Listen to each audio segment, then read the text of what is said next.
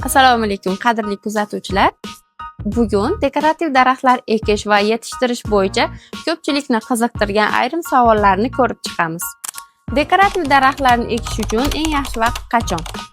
Ko'pchilik daraxtlarni bahor, mart-aprel oylarida yoki kuzda, sentyabr-oktyabr oylarida ekkan ma'qul.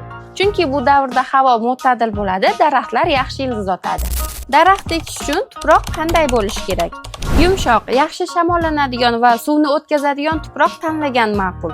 Juda sho'rlangan va toshloq yerlardan saqlanish lozim. Ekishdan oldin ko'chatning ildiziga nima qilish kerak?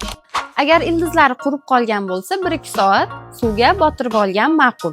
Daraxtlar orasidagi masofa qancha bo'lishi kerak? Bu daraxt turiga bog'liq.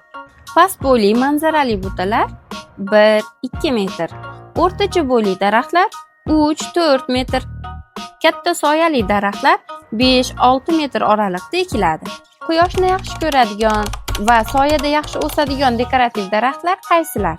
Quyoshsevarlar magnoliya, ignabargli daraxtlar, archa, qarag'aylar, soyaga chidamlilar, atirgul daraxtlari, lipa, oqqayin kabilar kiradi. Dekorativ daraxtlarni to'g'ri parvarish qilish bo'yicha ko'proq ma'lumotlarga ega bo'lmoqchi bo'lsangiz, bizni kuzatib boring.